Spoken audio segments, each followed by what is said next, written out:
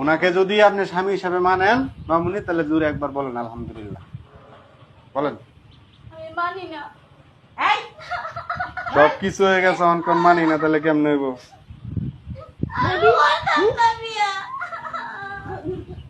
মারেন না, আর মারেন না। মেয়ের একে তো জোর করে বিয়ে দিতেছেন, বুড়া বুড়ার লগে আবার মারতেছেন। মারেন না মামুনি। জামাইয়ের অনেক টাকা পয়সা আছে, কান্নাকাটি করেন না। একদম চুপ, আমি যে লোকেটা শুনবি একদম নাই। ওর কাছে তো বিয়ে বসতে অন্য কোথায় বিয়ে করবো। বলেন বলেন বলেন বলেন আলহামদুলিল্লাহ বলেন ভাই বলেন।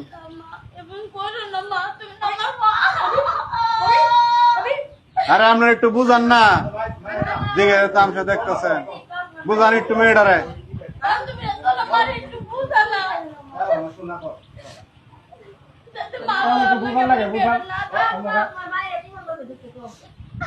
এই চুপ থাক। বলে বলো মামুনি, বলে লো, সাইন দিছ, টিপ সই দিছ, সব হয়েছে, খালি আলহামদুলিল্লাহ বলে আলাও। দিয়ে দিবি এমনি, আর কবুল ফোন লাগবো না। 15 লক্ষ টাকা কাবিন ধার্য করিয়া 10 লক্ষ টাকা উসল স্বর্ণ বাবদ 5 লক্ষ টাকা বাকি রাখিয়া আব্দুল মান্নান সাহেবকে যদি তুমি স্বামী হিসাবে মাইনা থাকো, দূরে একবার বলো আলহামদুলিল্লাহ। মা বলো বলো। আমাকে বেলা শেষ, আমরা যাবো গা। আমরা এগুলো কান্নাকাটি দেখতে আসিনি।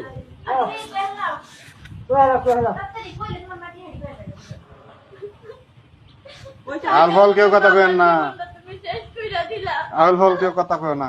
দেখি মামুনি বলেন বলেন আলহামদুলিল্লাহ বলেন, কান্নাকাটি করে লাভ নাই। আমার কত দেখতে আপনার মেয়েরা রাজি করেন, তাড়াতাড়ি রাজি করেন।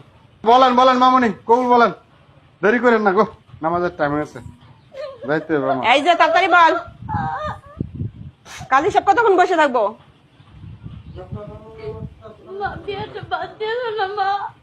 সব পড়ানি শেষ, তোর কবুল করবো না, আমি এমনি তোরে দিয়ে দিব। উড়াইয়া কবুল আমার লাগবো না, এমনি দিয়ে দিব, লাগবো না আমার। আরে কবুল শোনা লাগবে, একবার বলেন। হ্যাঁ মা বলেন বলেন বলেন একবার বলেন আলহামদুলিল্লাহ। এই ও কবুল কর। বলতেছি মা, বলতেছি। আরে মন মা। করে না মা।